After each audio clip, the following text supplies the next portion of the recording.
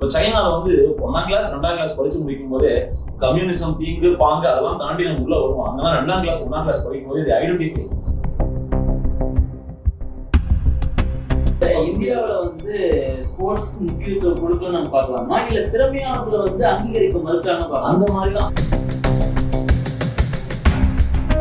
Discrimination கண்டிப்பா இருக்கு இல்லன்னு சொல்ல. ஆனா ஓவரால் டிஸ்கிரிமினேஷன்ல தான் இதெல்லாம் தோத்துச்சுன்னு சொன்னா நான் ஒத்துக்கவே மாட்டேன். டிஸ்கிரிமினேஷன் இல்லாம எதுவுமே இருக்காது. ஸ்கூல் டேஸ்ல ஃபர்ஸ்ட் செகண்ட் வரும்போது டேலண்ட் ஐடென்டிஃபிகேஷன் ஒன்று நடக்கும். அது எப்படின்னா அத்லெட்டிக்ஸ் நம்ம மொத்தமா சொல்லுவோம், ஆனா அத்லெட்டிக்ஸ் மொத்தமா பார்க்க கூடாது. பட் நீங்க யோசிச்சு பாருங்க, கடலோடு வாழக்கூடிய கடலே வாழ்க்கையா இருக்கிற மீனவர்களே அதை வர முடியல அப்படின்றதுக்காக அத்லெட்டிக்ஸ்ல ஓடக்கூடிய சுபாவா இருக்கட்டும், ராஜீவாரோக்கியா இருக்கட்டும், ரேவதியா இருக்கட்டும், எல்லாருமே அரசு பள்ளிக்கூடங்களில் கஷ்டமான சூழ்நிலை படித்து வருது. ஒருத்தரோட கதை இன்னும் மோசம். பாட்டியோட தான் இருக்காங்க, தாய் தந்தை இழந்துட்டாங்க, படிப்பு சாப்பாடு வழி இல்லை, ஷூ போட கூட வழி இல்லை. ஆனா வந்து அவங்க அதையும் மீறி ஒரு போட்டியில மதுரை ஓடும்போது அந்த கோச் அதை பார்த்துட்டு டேலண்ட் நல்லா இருக்கு, நீ வா நாங்க பாத்துக்கிறோம்னு சொல்லி then she was sponsored ஓட வைக்கிறாங்க. இன்னைக்கு பாத்தீங்கன்னா அவங்க வந்து எங்க இருக்காங்க?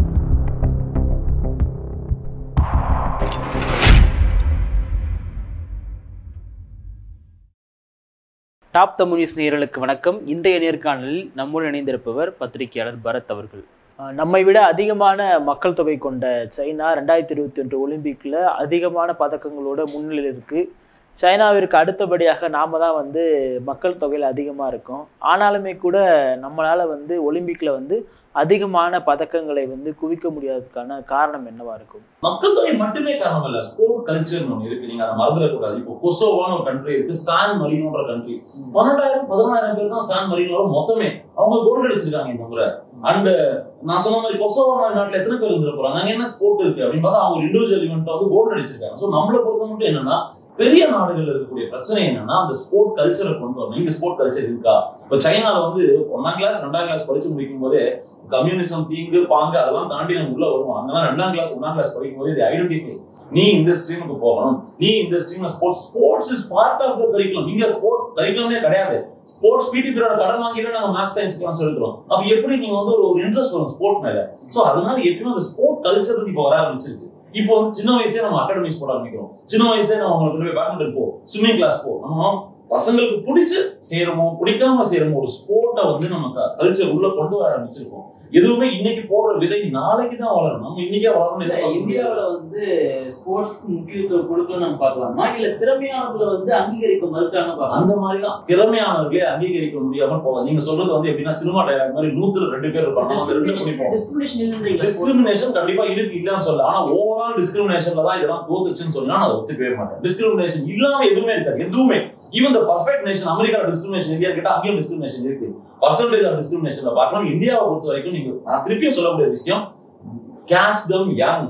நீங்க 5 விளையாது 50 விளையாது. நீங்க வந்து ஒரு அத்லெட்டிக்ஸ்ல நான் கோல்டு அடிக்கணும், 100 மீட்டர்ஸ்ல நான் ஜெயிக்கணும்னு நினைச்சீங்கன்னா 5 வயசுல தயார் பண்ணாதான் அங்க வரும். இங்க நம்ம பேஸ்ல போட்டு விட்டு 20 வயசு வந்தோடனே இந்த ஒலிம்பிக்கு போறாங்க, இவங்க வந்து இந்த கோல்டு அடிக்கலாம். இன்னைக்கு நம்ம ரொம்ப கொண்டாடணும் பார்க்கக்கூடிய கிரிக்கெட்லயே வந்து நிறைய டிஸ்கிரிமினேஷன் வந்து இருக்கு அப்படின்னு சொல்லிட்டு நம்ம எல்லாருமே தெரிஞ்சதில்ல, மறக்க முடியாது. அதாவது நான் திருப்பியும் சொல்றேன், கவனிக்கப்படாத விளையாட்டுகள்ல இன்னும் அதிகமா இருக்க வாய்ப்பு இருக்குல்ல? இல்ல அப்படி நம்ம எல்லாத்தையுமே வந்து டிஸ்கிரிமினேஷன் தான் காரணம் தோல்விக்குன்ற அந்த அது வந்து ஒரு பர்టిక్యులர் ரீசன் இல்ல நீங்க மறுக்கிறீங்களா? அது ஒன் ஆஃப் த ரீசனா இருக்கலாமே தவிர த ரீசன் கிடையாது. ஒன் அமௌங் த ரீசன்றது வேற, த ரீசன்றது வேற. சோ த ரீசன் நான் சொல்லக்கூடிய விஷயம் கேட்ச் தம் யங். சின்ன வயசுல இருந்து கொண்டு வரணும். ஸ்போர்ட் கல்ச்சர்ன்றது நம்ம கூடயே வளரணும். அந்த ஸ்போர்ட்டிங் கல்ச்சர் இப்ப நீங்க சொல்லக்கூடிய சைனாவோ அமெரிக்காலயோ பாத்தீங்கன்னா ஸ்கூல் டேஸ்ல அவங்க ஃபர்ஸ்ட் செகண்ட் வரும்பொழுதே டேலண்ட் ஐடென்டிஃபிகேஷன் ஒன்று நடக்கும். அது எப்படின்னா அத்லெட்டிக்ஸ் நம்ம மொத்தமா சொல்லுவோம், ஆனா அத்லெட்டிக்ஸ் மொத்தமா பார்க்க கூடாது. அதுக்குள்ள ஸ்ட்ரீம்ஸ் இருக்கு. 100 மீட்டர்ஸ் இருக்கு, 400 மீட்டர்ஸ் இருக்கு, ஷார்ட் புட் இருக்கு, ஜாவ்லின் இருக்கு, டிஸ்கஸ் இருக்கு, போல் வால்ட் இருக்கு. நம்ம அதெல்லாம் வந்து ஒரு 8-15 வயசு வந்ததுக்கு அப்புறம் நம்ம முடிவு பண்றோம், நீ நல்லா குதிக்கிற, ஜம்ப் அடிக்கிற, நீ லாங் ஜம்ப் போ. பிடி மாஸ்டர் அவர் வந்து ஒரு விதை, அந்த ஒரு ஆலமரம் அவர் தான் அந்த பிடி மாஸ்டர். அவர் அதோட அவர் வேலை முடிஞ்சிருக்கு. ஏன்னா அதுக்கப்புறம் அகாடமி போட்டுருங்க. பட் அவர் தான் அந்த டேலண்ட் ஐடென்டிஃபிகேஷன். அது இன்னும் கொஞ்சம் வைடன் பண்ணணும். குட்டிலேயே நம்ம கொடுப்போம். ஜிம்னாஸ்டிக் எல்லாம் சின்ன வயசுல அதுக்கான போன் ஸ்ட்ரக்சர், அதற்கான ஊட்டச்சத்துக்கள் கொடுத்து வளர்க்கறது, அது இன்னைக்கு நமக்கு ஒரு பொருளாதார சூழ்நிலையும் அது ஒரு காரணமா இருந்துட்டு இருக்கு. Interior taping village. இப்ப செயிலிங் எடுத்துக்கோங்க. செயிலிங் இன்னைக்கு அது ஒரு பணக்கார ஸ்போர்ட்னு சொல்லலாம். செயிலிங், யாச்சிங். பட் நீங்க யோசிச்சு பாருங்க, கடலோடு வாழக்கூடிய கடலே வாழ்க்கையா இருக்கக்கூடிய மீனவர்களே அதுல வர முடியல அப்படின்றது காரணமும் ஸ்போர்ட்டிங் கல்ச்சர். அது இப்ப மாற ஆரம்பிச்சிருக்கு. இன்னைக்கு வந்து அவங்களுக்கான ஃபண்ட்ஸ் கொடுக்குறாங்க, டேலண்ட் என்கரேஜ் பண்றாங்க. அங்கேயே நிறைய பேர் இப்ப ட்ரெயின் பண்ணிட்டு இருக்காங்க. அதான் சொல்லணும், 4 வருஷம் கழிச்சு பாருங்க, 8 வருஷம் கழிச்சு பாருங்க, இதுக்கான விஷயம் நடந்து கொண்டு இருக்கிறது அப்படின்னு தான் சொல்றேன். பட் அகைன் இது நீங்க சொல்றதுக்கு எல்லாத்துக்கும் பேஸ் காரணம் நம்ம இந்த ரூட்ல இருந்து எதுவுமே விருட்சம் வந்து விதையில இருந்து வளர்றது தான் விஷயம். நடுவுல இருந்து நீங்க போய் நான் கண்டினியூ பண்ண முடியாது. பேஸ்மெண்ட் இல்லாம ஒரு பெரிய பில்டிங் வராது. வரும் நிச்சயமா. நான் சொல்றேன், இந்த ஒலிம்பிக்கு அப்புறமா இந்த ஒலிம்பிக்கே கூட நம்ம இப்ப பேசக்கூடிய இந்த டிஸ்கஷனே கூட சென்ற ஒலிம்பிக்கு இருந்ததா, அதுக்கு முன்னாடி ஒலிம்பிக்ல இருந்ததான்னு கேட்டீங்கன்னா பெருசா இல்லை. பட் இன்னைக்கு ஒரு ஆர்வத்தோட வரணும், ஜெயிக்கணும், நீங்க ஒரு இனிஷியேட்டிவ் எடுக்கிறீங்க, நான் அதை குறிச்சு பேசுறேன். இதெல்லாம் தான் தள்ளும் அடுத்த கட்டத்துக்கு நம்ம நகர்த்தி எடுத்துட்டு போகக்கூடிய நல்ல ஒரு விஷயமா நான் பாக்குறேன். நீங்க சின்ன வயசுல இருந்தே வந்து ஒரு ஃபர்ஸ்ட் அண்ட் செகண்ட் ஸ்டாண்டர்ட்ல இருந்து அவங்களுக்கான ஸ்போர்ட்ஸ்ல ஆர்வம் பண்ணா அதை சார்ந்து அவங்க ஊக்குவிக்கணும்னு சொல்லிருக்கீங்க. பெரும்பாலும் வந்து பிரைவேட் ஸ்கூல்லேயே கூட பாத்தீங்கன்னா அது சிபிஎஸ்இ ஐசி சிலபஸ் படிக்க முடியும் தான் இந்த ஸ்போர்ட்ஸ்க்கு தனியா ஒரு ஒதுக்கக்கூடிய சூழல் இருக்கு. ஈவன் மெட்ரிகுலேஷன்லயே பாத்தீங்கன்னா உங்களுக்கு ஸ்போர்ட்ஸ் இது அரசு பள்ளியில அண்டர்ஸ்டாண்டிங் புரிதல் வந்து நிறைய பேருக்கு இந்த பிரச்சனை. இந்த முறை ஒலிம்பிக் போட்டியில கலந்துட்டு இருக்கிற இந்திய அணியில தமிழக வீரர்கள் மெஜாரிட்டியான பேர் அரசு பள்ளிக்கூடத்தில் வந்தவர்கள். அத்லெட்டிக்ஸ்ல ஓடக்கூடிய சுபாவாகட்டும், ராஜீவ் ஆரோக்கியா ஆகட்டும், ரேவதி ஆகட்டும், எல்லாருமே அரசு பள்ளிக்கூடங்களில் கஷ்டமான சூழல் படித்தவர்கள். ஹாக்கி டீம் எடுத்துக்கோங்க, 11-16 பிளேயர்லாம் கிட்டத்தட்ட எல்லாருமே அரசுல இருந்து வந்தவர்கள் தான். நீங்க அங்கதான் தப்பு பண்றீங்க. நம்ம எல்லாருமே மேம்போக்க என்ன நினைச்சிடறோம், இவங்க மேல் லெவல்ல போறாங்க. ஸ்கூல்ல எடுத்துக்கான பேசுனாலும் கேக்குறேன். ஸ்கூல்ல வந்து அவங்க பிரைவேட் ஸ்கூல்ல படிக்கும் பொழுது அதுக்கான ஒரு பீரியட் கொடுக்குறாங்க.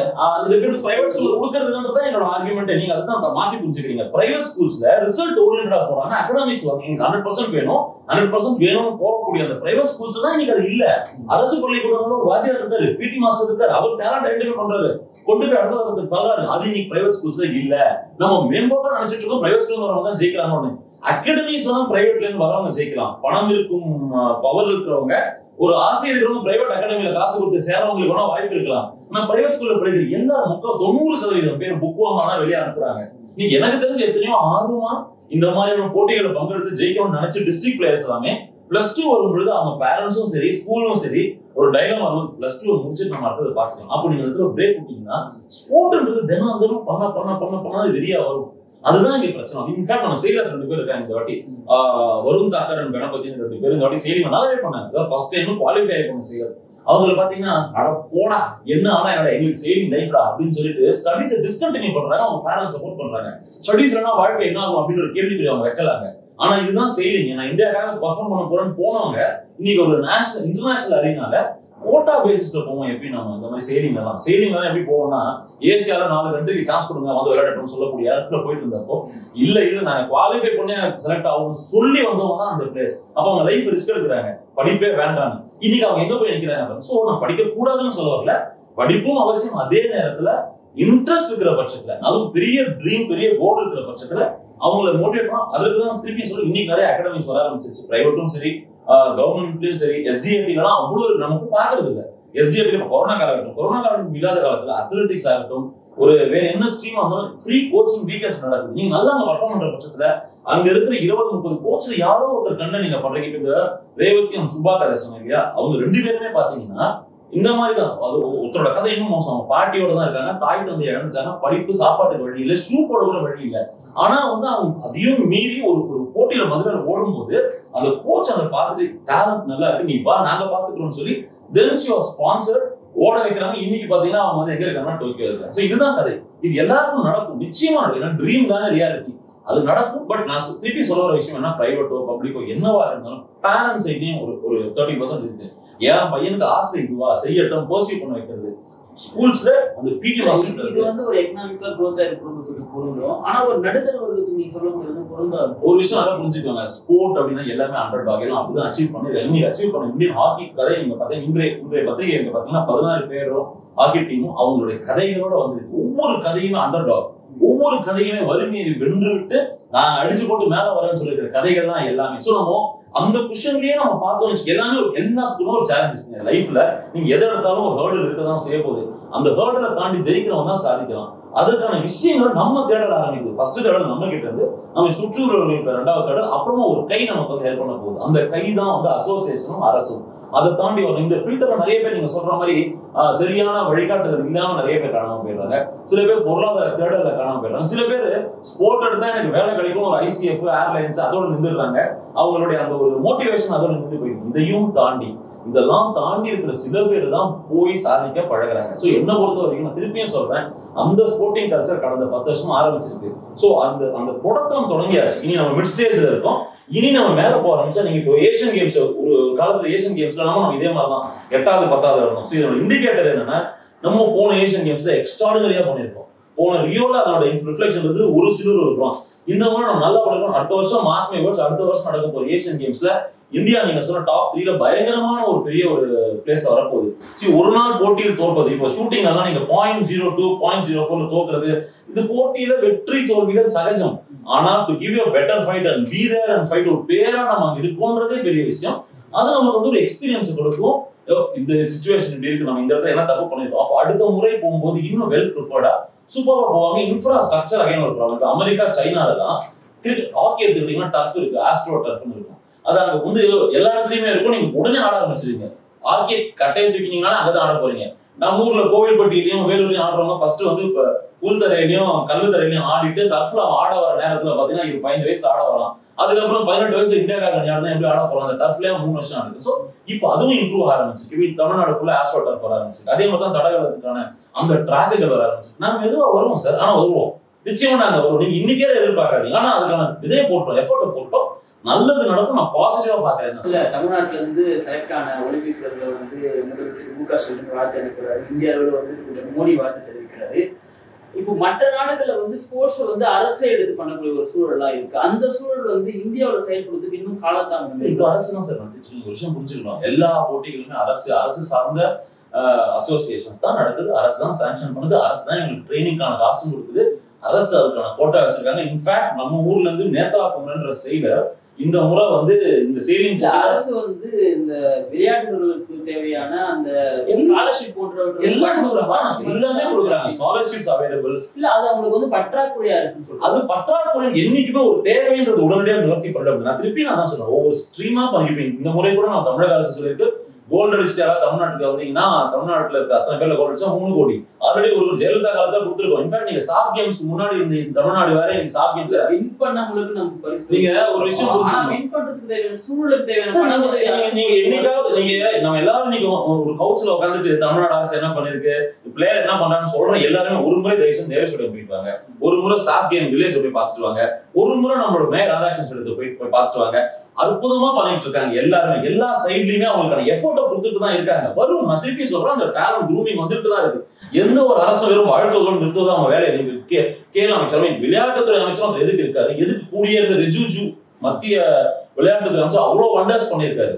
நீங்க நம்ப மாட்டீங்கன்னா அவர் இன்ஃபேக்ட் இந்த வாட்டி நம்ம பிளேயர்ஸ் ப்ரிப்பரேஷன்ல ஃபாரின்ல எங்க போய் பண்ணணும், எல்லாத்துக்கும் ஃபாரின் கோச் ஹையர் பண்ணி கொடுக்குறது யாரு, அந்த ஃபாரின் கோச்சுக்கு பே பண்றது யாரு. பேட்மிண்டன் அசோசியேஷனா அரசுல இருந்து அலோகேஷன் வருது. கிரிக்கெட் மாதிரி கிடையாது, ஒவ்வொரு பாக்ஸிங் அசோசியேஷனா அரசுல இருந்து என்ன வாங்கணுமோ அதை வாங்குது. ஃபாரின் கோச் வைக்கணும், ரிங்க பெருசு பண்ணணும், அவங்க மாதிரியான பிளேயர்ஸ் எல்லாமே பண்ணிட்டு தான் இருக்காங்க. நீங்க சொல்ற மாதிரி அங்கே நம்ம அந்த முதல்ல சொன்ன விஷயத்துக்கு 130 கோடி ஜனத்தொகை தேவைகள் அதிகம், நிறைய விஷயங்கள் அன்றாட தேவைகளே சாதிச்சு போகும். இதற்கான விஷயங்கள் மெதுவாக வருது. ஆனா ஒரு வின் வந்ததுன்னா அது உங்களை எல்லாரும் அழைக்க ஆரம்பிக்கும். இப்போ கார்பரேட் வந்து நான் சொன்ன மாதிரி பெரிய பெரிய முதலாளிகள் கொண்டு போய் கிரிக்கெட்ல போட்டுறத நாளைக்கு இந்த மாதிரி ஸ்போர்ட்டோட வீட்டுக்கு சின்ன சின்ன வெளிச்சம் காட்டுறீங்க. இப்ப நீங்க திருப்பி மீராபாய் சோனா பத்தி நம்ம பேசட்டும், திருப்பி ஒரு சிந்துவை பத்தி பேசணும் பண்ணும்போது அவங்களோட அட்டென்ஷன் அதை கேட்ச் பண்ணும். அப்போ வியூவர்ஷிப் இன்க்ரீஸ் ஆகுது. நீங்க அதை பத்தி ஷோ பண்றீங்க, அப்போ ஸ்பான்சர்ஸ் அந்த போட்டியை நோக்கி திரும்ப ஆரம்பிப்பாங்க. ஸ்பான்சர் தேவையாலே நமக்கு பாதி வெற்றி, மீறி பாதி அரசு கொடுக்க போகுது. அப்ப அரசும் பிரைவேட்டும் சேர்ந்து பண்ணும்போது எங்கேயோ கொண்டு போறாங்க. இன்னைக்கு இந்தியாவில ஸ்போர்ட் டெவலப் ஆகிறதுக்கு அரசு எடுத்துக்கொண்ட முயற்சிகள்னு பாத்தீங்கன்னா கடந்த 8 வருஷம் அவ்வளவு பண்ணிருக்காங்க. அதனோட தமிழக அரசு நான் பொதுவா இந்த மாதிரி ஒலிம்பிக் இந்த மாதிரி ப்ரிப்பரேஷனுக்குலாம் மத்திய அரசு தான் எடுத்துக்கும். ஏன்னா தமிழகத்துல ஒரு வீரர் செலக்ட் ஆனா கூட தமிழ்நாடு அரசு அவங்களுக்கான ஃபெசிலிட்டிஸ் இங்கே கொடுக்கும். தடகளத்துல தமிழ்நாடுக்கு நீங்க கோல்டு வாங்கி கொடுங்க அந்த விஷயம். இங்கே இவங்க பிடி மாஸ்டர் சொன்ன மாதிரி தான். ஸோ இந்த அரசு இவங்களை ஐடென்டிஃபை பண்ணா உடனடியாக அவங்களை கூட்டு போய் பட்டியாலா NISன்னு வச்சிருக்காங்க. பட்டியாலா அண்ட் இதுல அங்கெல்லாம் வந்து சென்ட்ரல் கவர்மெண்ட் ஸ்பான்சர்டு, அங்கதான் வந்து ஃபுல் ட்ரைனிங். அத்தனை பிளேயர்ஸையும் ஒண்ணு கூட்டி அவங்க டைமிங் என்ன, உடல் வாகு என்ன, அவங்க மெடிக்கல் ஃபெசிலிட்டிஸ் என்ன NIS பட்டியலா அவ்வளோ பண்றாங்க. ஸோ நம்ம ஈஸியா சொல்லிட்டு போயிடலாம். ஒரு கவுச்ல உட்காந்து வந்து அரசு ஒண்ணு செய்யறாங்க அதெல்லாம் இல்லவே இல்லை. எல்லாரும் இல்லை. இந்த மாதிரி தோற்றவர்கள் கூட முழு முயற்சி கொடுத்து போட்டியில பங்கெடுத்திருக்காங்க. அது ஒரு விஷயம் புரிஞ்சுக்கணும், குவாலிஃபை ஆகி ஒலிம்பிக்கு போவதே மிகப்பெரிய விஷயம். நம்ம நினைச்சிட்டு இருக்கோம் 200 கண்ட்ரில நம்ம இதெல்லாம் 12 கண்ட்ரி 14 கண்ட்ரி தான் ஒரு ஈவெண்ட்லயே இருக்கும். அவங்க ஸ்பெஷலைஸா தான் இருப்பாங்க. நீங்க சொன்னக்கூடிய இந்த கொசோவா மாதிரியான நாடுகளோ சாம்பிளோ 2 போட்டிகள் கலந்துப்பாங்க. அதுல ஒரு போட்டி ஸ்ட்ராங்கா போயிடணும். இந்தியா மாதிரி பெரிய நாடு கிட்டத்தட்ட இன்னைக்குதான் ஒரு 30 போட்டிகள் போயிருக்கோம். சில போட்டிகள்லாம் முதல் முறை ஈக்வெஸ்டியன் குதிரை ஏற்ற போட்டிலாம் ஃபர்ஸ்ட் டைம் நம்ம போயிருக்கோம். 21வது இடம் வச்சிருக்காங்க. கால்ஃப் நம்ம போயிருக்கோம். ஸோ மெதுமெதுவா தான் வரும், எல்லாத்தையும் வரும், கண்டிப்பா பிடிப்போம். நிச்சயமா நடக்கும். அரசும் அதற்கான விஷயங்களை செஞ்சுட்டு இருக்காங்க. அது பத்தாதுன்ற கோரிக்கை நிச்சயமா வரும். எதுக்குமே பட்ஜெட்டே சாதாரண அரசு பட்ஜெட் வருஷத்துக்கு போகும்போது இது பத்தாதுங்க, எங்களோட அலோகேஷன் கம்மி, ஒவ்வொரு துறை வாரியா சொல்றது இல்லையா? அந்த மாதிரி தான் விளையாட்டுக்கு எவ்வளவு கொடுத்தா நம்ம இன்னும் ஆசை இருக்கதான் செய்யணும், நிறைய பண்ணணும் இருக்கதான் செய்யும். நீங்க சொல்ற மாதிரி இன்னொரு சின்ன ஒரு பிரச்சனைகள் இருக்கு, சங்கங்கள் நடுவில் இருக்கிற சர்ச்சைகள். இப்போ ஒரு பாக்ஸிங் அமைப்புல 2 இருக்கலாம். ஹாக்கி பாத்தீங்கன்னா பல நாட்களுக்கு 2ஆ பிரிஞ்சிருந்து சண்டை போட்டாங்க. அதே மாதிரி சில நேரங்கள்ல அதிகாரிகள் முக்கிய பதவிகள்ல அசோசியேஷன்ல உட்காரு, அது வேண்டாமே, விளையாட்டு வீரர்கள் உட்கார்ந்தா வீரர்களுக்கான தேவைகளை பூர்த்தி செய்யணும், அதை கலை, இந்த மாதிரியான கோரிக்கைகள் வைக்கிற பட்சத்துல இதை நிவர்த்தி செய்யற பட்சத்துல அந்த பயணம் லெகுவா அமையும். இல்லைன்னு வச்சுக்கோங்க, அது கல்லும் முள்ளுமான அந்த பயணத்துல நம்ம பயணிக்க போறோம். இதுதான் சிக்கலே தவிர இங்க ஃபண்டோ ஃபாரின் கோச் ஹைரிங்கோ அதெல்லாம் பெரிய பிரச்சனையா இல்ல. இப்போ சமீப நாட்கள் முன்னாடி இருந்துச்சு. ஒரு 80-90 பாத்தீங்கன்னா யாருப்பா கோச் அப்படின்னா, நம்ம ஃபாரின் ஒரு சிட்னி ஒலிம்பிக்கு போறோம்னு வச்சுக்கோங்க, பிளேயர்ஸ் 30 பேர் இருப்பாங்க, கூட போற அபிஷியல்ஸ் 50 பேர் போவாங்க. 80 பேர் கொண்ட குழு போய் அந்த 50 பேர் ஊரை சுத்தி பார்த்துட்டு வருவாங்க. அந்த காலம் மாறி போச்சு. இன்னைக்கு 127 பிளேயர் கூட, அவங்களுக்கான பிசியோதெரபிஸ்ட், அவங்களுக்கான டாக்டர், அவங்களுக்கான கோச், ஒரே ஒரு அபிஷியல், 3 அபிஷியல், இவ்வளவுதான். சோ நம்மளும் காலம் மாற்றத்துக்கு ஏற்ற மாதிரி இந்த விஷயங்கள்லாம் அட்ஜஸ்ட் பண்ணி நல்லா தான் பண்ணிட்டு இருக்கோம்.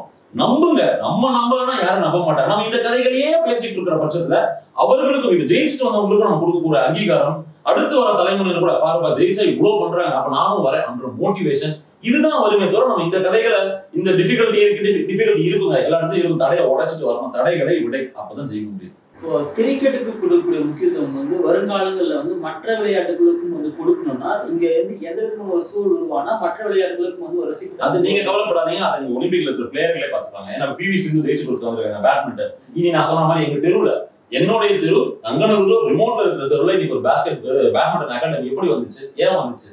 சிந்து ஜெயிச்சு கொடுத்தாங்க. இந்தியா கிரிக்கெட் விளையாடுறதுன்னா நைட்டு வின் பண்ற வரைக்கும் பார்த்துட்டு தூங்குறோம். அதே நிலை மற்ற விளையாட்டுல வர ஆரம்பிக்குங்க. அதான் ஒரு விக்டரி தான், ஒரு வின், ஒரு விஷயத்த மாத்தம் தான் நான் முதல்ல சொல்லிட்டு இருக்கேன். நீங்க இப்ப கிரிக்கெட்ல கூட ஒரு காலத்துல டெண்டுல்கர் அவுட் ஆனா தோத்து போயிடும், நாங்க டிவி ஆஃப் பண்ணணும்னு சொன்ன நாட்கள் ஞாபகம் இருக்கா? நீங்களே பண்ணிருப்பீங்க. அதை டெண்டுல்கர் அவுட் ஆனா மேட்ச் முடிஞ்சு போச்சு. சோ அந்த வெற்றின்றது உங்களை அதை நோக்கி இழுக்கும். அது இது நேஷனல் பிரைடு வேற, நம்ம பார்க்க ஆரம்பிப்போம். சோ ஒரு வின்னு ப்ரொபோல் பண்ணிக்கிட்டே இருக்கும். இப்ப இன்னைக்கு இந்த மாதிரி மீராபாய் சாமி ஜெயிச்சு கொடுத்துருக்காங்க. அடுத்து ஒரு பெண் காம்படிட்டிவ் இன்டர்நேஷனல் போட்டிக்கு போனா எங்க ஊர் பொண்ணுங்க ஸ்ட்ராங் ஜெயிப்பாங்க, பாக்க இந்த போட்டியை நம்ம நைட் வீடியோ எத்தனை பார்க்க போறோம். இப்ப நேத்து ஹாக்கில பெண்கள் ஜெயிச்சுட்டு இருந்தாங்க. ஹம்பிள் பிகினிங்ஸ் ஒருத்தருக்கு எதுவுமே இல்லாத, அதாவது கேப்டன் ராணி ராம்பாலோட அப்பா கார்டுக்குள்ளர், அதாவது அவரோட தின வருமானம் வண்டியை இழுத்து சம்பாதிக்கிறது, அவங்க அம்மா வீட்டு வேலை செய்யறவங்க, அவங்களுடைய மகள் இன்னைக்கு ஒலிம்பிக்ல போய் இன்னைக்கு கேப்டனா இந்தியாவை செமிஃபைனல் பண்ணது. இதெல்லாம் இந்த கதைகளோடு சொல்லப்படக்கூடிய இந்த விஷயங்கள்லாம் கேட்கும்போது நமக்கு ஒரு பெரிய சந்தோஷம் வர. இன்னொரு விஷயம், கிரிக்கெட் தனி, அதுக்கு நான் ரசிகர் பட்டாளம் தனி, அது ஜெயிச்சுட்டே இருக்கும். நம்ம டாப் நேஷன், போன வருஷம் டெஸ்ட்ல நம்பர் 1, நியூசிலாந்து கடைசியில் பொறுத்தம் பரவாயில்ல, பட் நம்பர் 1. நம்ம ஐபிஎல் நம்ம தான் நடத்துறோம், டாப்பஸ்ட் கிரிக்கெட், அது கார்பரேட்டைசேஷன் ஆஃப் கிரிக்கெட்ல இருக்கு. சோ அது இருக்கதான் செய்யும். ஆனாலும் அது கூடவே இப்ப ஆஸ்திரேலியா எடுத்துக்கோங்க, அங்க கிரிக்கெட்டோட ஒரு ஸ்போர்ட் பாப்புலர், இன்னைக்கு கோல்டு சில்வர் பாத்தீங்கன்னா ஆஸ்திரேலியா 4வது இடத்துல இருக்காங்க. அந்த நிலைமை நமக்கும் வரதான் போகுது. நிச்சயமா ஒரு கிரிக்கெட் மட்டுமே பிரபலம் ஆயிடுச்சா அப்படின்னு கேட்டீங்கன்னா நிச்சயமா ஆகாது. கூட இவ்வளவு பெரிய கண்ட்ரி, இவ்வளவு எக்கானமி, ட்ரில்லியன்ஸ் எக்கானமி இருக்கிற இடத்துல இதற்கான அங்கீகாரங்கள் இந்த வின்னுக்கு அப்புறம் கிடைக்க போகுது. இப்ப நம்ம நாளைக்கு என்ன பண்ணுவோம், இதோட முடிய போகுது ஒலிம்பிக்ஸ். நம்ம ஒலிம்பிக்ஸை ஃபாலோ பண்றோம். அங்கே நீங்க தோத்து போயிட்டு வந்த ஷூட்டர்ஸ் பாத்தீங்கன்னா அடுத்து வேர்ல்டு ஷூட்டிங் சாம்பியன்ஷிப் வரும். வெறும் ஷூட்டர்ஸ் மட்டும் பக்கக்கூடிய பிரத்யேக போட்டி, அதை நம்ம கோல்டு அடிக்க போறோம், இங்க அடிக்கணும்னு வச்சுக்கோங்க. அப்போ மறுபடியும் அவர்கள் பேசு பொருள், அவர்கள் தலைமைச் செய்தி வரும். அன்னைக்கு தோத்தோம், இங்க பிடிச்சிட்டோம், அடுத்து ஏசியன் கேம்ஸ் அடுத்த வருஷமே இருக்கு, ஜெயிக்க போறோம், ஏசியால நம்ம தான் நம்பர் 1, சைனா வந்தத்துல அடிக்க போறோம் அப்படின்னு நினைச்சா இன்னொரு பெரிய பேர். அப்ப இதெல்லாம் தான் நீங்க சொல்ற அந்த கிரிக்கெட்டோட மவுஸ் குறைய போகுது. அது குறைஞ்சுதான் இது ஏறணும்ன்றது அவசியம் இல்லை. பட் இவர்களுக்கான தனி விஷயங்கள் இவரை நோக்கி இப்ப நிறைய கார்பரேட்ஸ் பாத்தீங்கன்னா செயில், ரயில்வேஸ், ஐசிஎஃப் எல்லாம் பெரிய விஷயம் செய்யறாங்க. என்னன்னா ஸ்போர்ட்ல இந்த மாதிரி திறமையா இருக்கவங்களுக்கு வேலை கொடுக்குறாங்க. ரயில்வேஸ்லாம் டிடிஆர், செயில மேனேஜர் போஸ்ட், இந்த மாதிரி ஐசிஎஃப் ஒரு பெரிய போஸ்ட் கொடுத்து வச்சுக்கிறாங்க. பிரைட் அவங்களுக்கு ஆர்பிஐ, ஐஓபில அவங்க ஸ்டாஃபா இருக்காங்க. அவங்க ஆபீஸ்க்கே வர வேண்டாம், அவங்க என்ன சொல்றாங்க, சம்பளத்தை கொடுத்துருவோம், 360 பிராக்டிஸ் பண்ணு, எனக்கு நீ மெடல் அடிச்சு கொடுன்னு சொல்லக்கூடிய நிலைமையெல்லாம் இன்னைக்கு வந்திருக்கு. அதனால அந்த தன்னிறைவு வந்துருது, பொருளாதார தன்னிறைவு. அதுக்கப்புறம் அவங்க நல்லதான் செய்வாங்கன்றதுதான் கிரிக்கெட் இருக்கும். அதோட மோசம் கிடையாது, அது அப்படியே போயிட்டு இருக்கும். ஆனா இது ஏறிக்கிட்டே வரும் போக போக. இந்த மாதிரியான போட்டிகள், நம்மளை போன்ற இந்த மாதிரியான நீங்க முன்னெடுக்கக்கூடிய இந்த விவாதங்கள் மூலமா நிச்சயமா அதுக்கான பாப்புலாரிட்டி வரும். நிகழ்ச்சியில் பங்கேற்று பல்வேறு கருத்துக்களை பொருள் நம்பிக்கையாக நன்றி.